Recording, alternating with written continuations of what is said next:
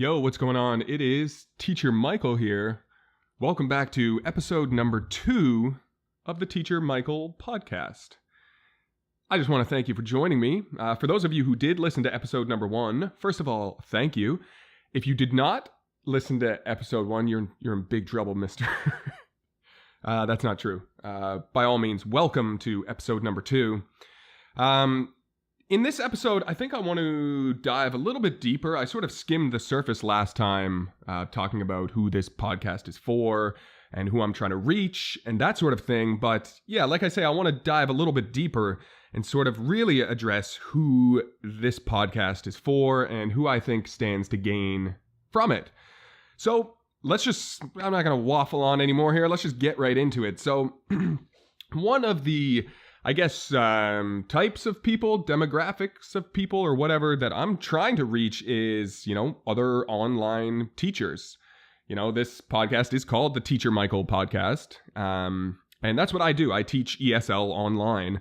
And so I'm curious, I want to ask and interview other online teachers, just general questions about what it means to teach things online. And, they don't have to be English teachers.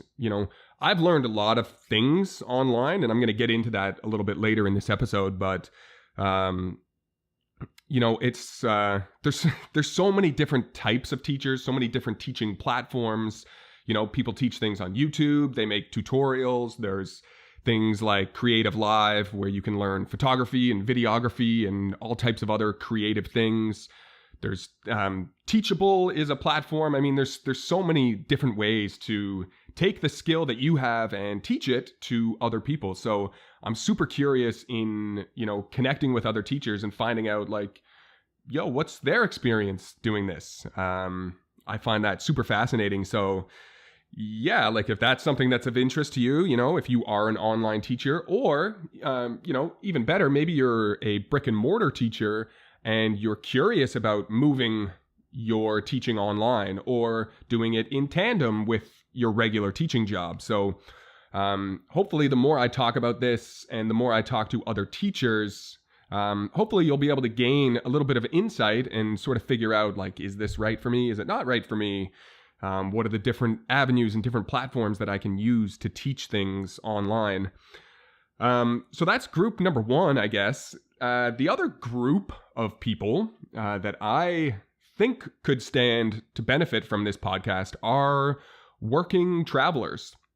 And, I'm a traveler myself. I've been traveling, I don't know, for the last 10 years or so. And it's not cheap. So, you have to sometimes either save up a bunch of money or work alongside of your travels. And I think a job like teaching online is the perfect sort of thing for that because, you don't have to go to a building to teach. You could teach ESL or whatever else you're teaching from wherever you are in the world, provided you have a stable internet connection. But nowadays, that's just becoming more and more easy and accessible and, just readily available. So, yeah, I think I'm going to save some of my travel talk. I guess I'll address some of it later in this podcast. I want to get through this, who is this podcast for section. So, yeah, that's the first 2, other teachers and working travelers. And then the third group of people, I guess, would be stay-at-home parents. And, I'm not a parent myself. I don't have any kids.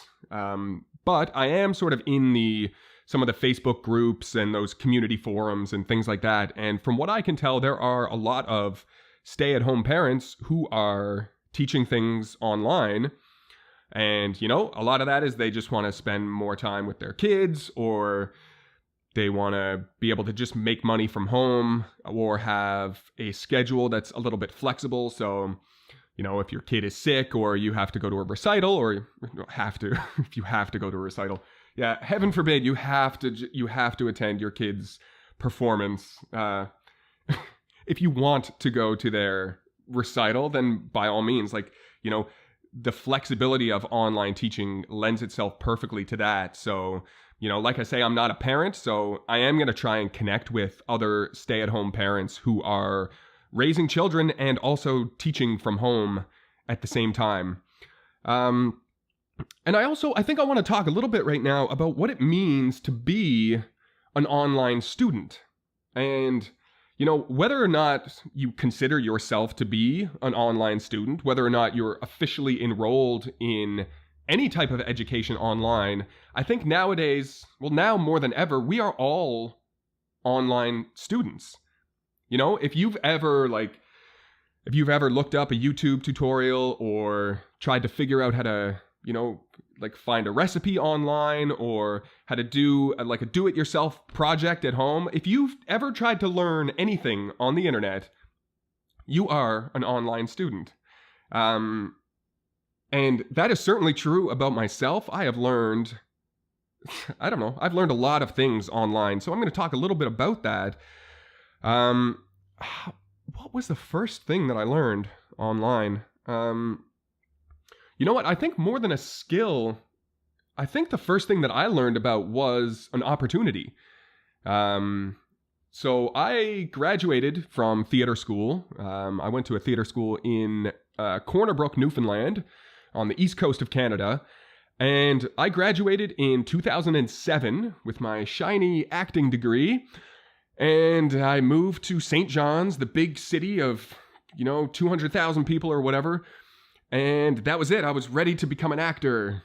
And very shortly, I found myself working at a hotel as a bellhop. And I hated it.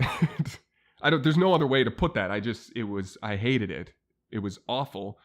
I mean, it's good for some people. It's not the kind of job or the profession that I wanted to be doing. So, I started Googling stuff. I would go home after my long shifts. And, actually, the order of this, I think, is a little bit wrong. Actually, what happened was I got a book called First Time Around the World. It was a travel book, one of the rough guides. It was like a book to help you plan your first round the world trip. And that was something that was super appealing to me. I was like, absolutely, I want to go on a trip around the world. But I didn't know how to make that happen. And inside of this book, there was a link. It's actually really funny that there was website links like this inside of books, 10 years ago. But there was. And there was a link to a website that was called, maybe it still is called, I haven't been on it for a long time, but it was jobsabroad.com. I think that's what it was, Jobs Abroad. And it was a super cool website because you could go on and you could either filter your search results by country, like the country that you were trying or wanting to travel to, or you could categorize it by professions. So I looked under the profession category and I saw that there was a tab for like drama, theater, performing arts. And so I clicked on that. I was like, yeah, definitely. Like, let's see what there is.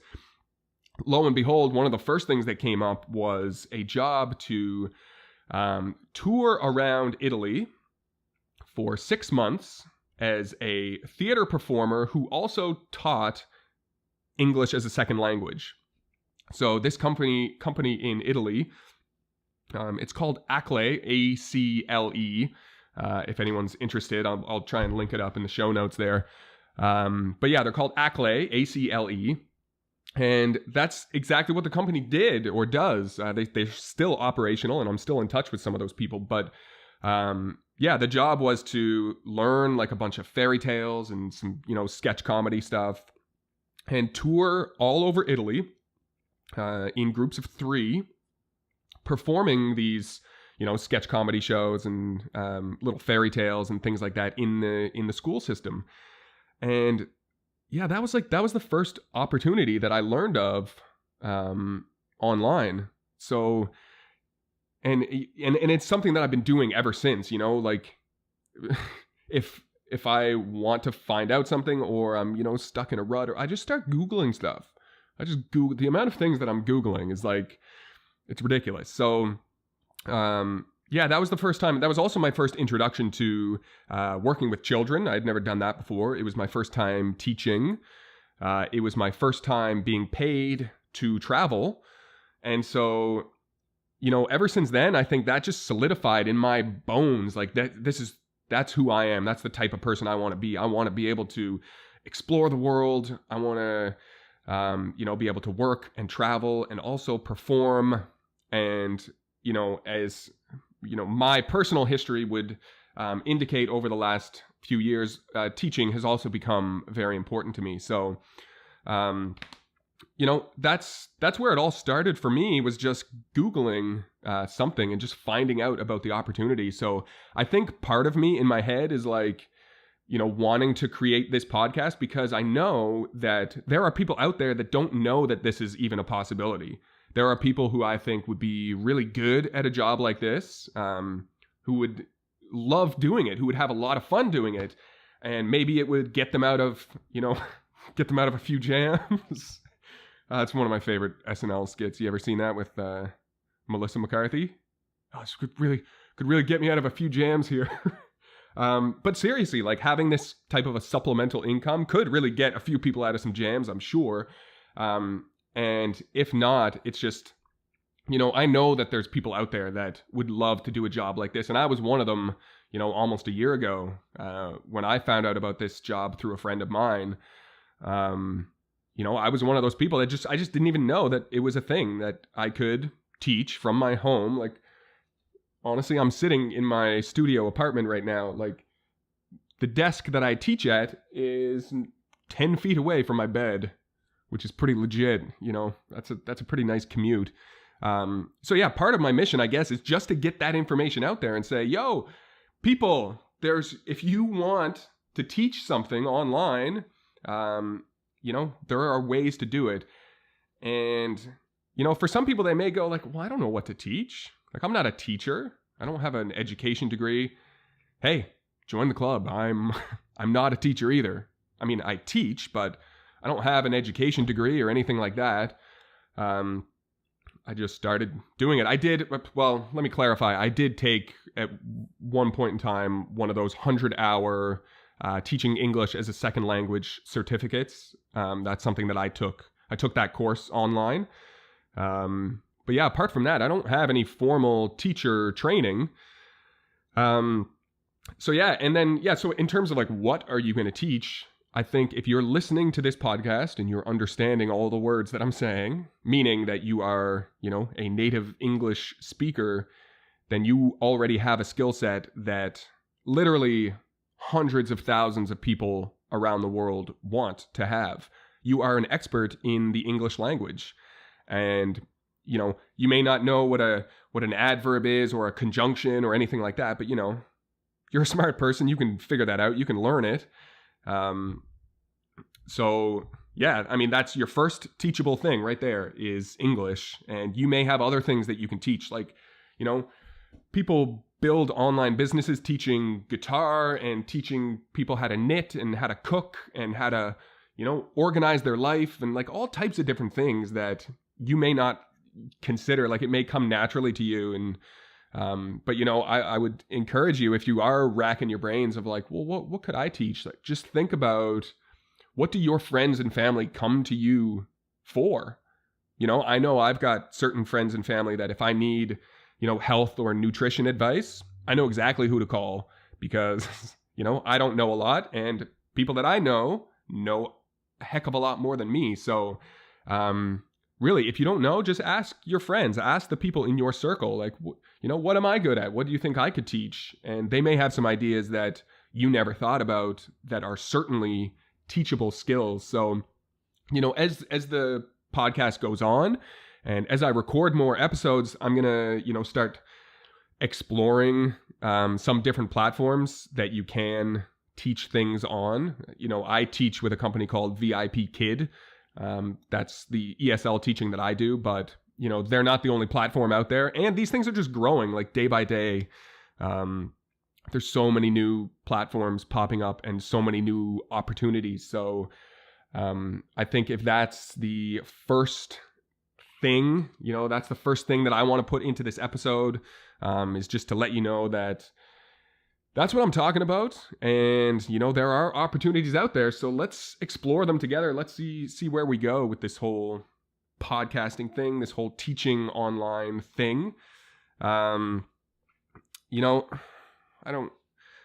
kind of wrote down a few notes. I don't actually know the ending of this episode. That might be the end of it. I just wanted to sort of identify early on in this process, like who I think not should be listening to this, but who might stand to gain something out of this kind of a podcast. So if any of that stuff sounds interesting to you, I'm going to be talking more about it. So certainly stay tuned. Subscribe to the podcast. I don't really know how that works yet. Like I said, I think more than being a teacher, I am calling myself Teacher Michael, but when it comes down to it, I think I'm more of a student. I'm a lifelong student. I'm a student of life. I'm a student of the internet. I'm a student of the moment, and I've learned so many things online. I've also learned how to juggle. I've been juggling for 10 or 15 years, and, I do that professionally on the side of teaching and things like that. I've learned photography from the very basics of what the heck is a DSLR camera to, how to take long exposures and, do all types of really cool stuff with photography. And I've learned all of that through the internet. My photographic journeys have taken me to, all around the US. I've taken photos like all over America and to Ghana and things like that. And my juggling, I've been juggling in the US and, different parts in Canada and the UK and stuff like that. So, it's all about just looking for opportunities, I think. And, more and more I'm seeing these days that you don't need any sort of certification. You don't need to go to university. I don't need to go to photography school to learn how to be a photographer. All of that stuff, all of that information, some of it is online for free.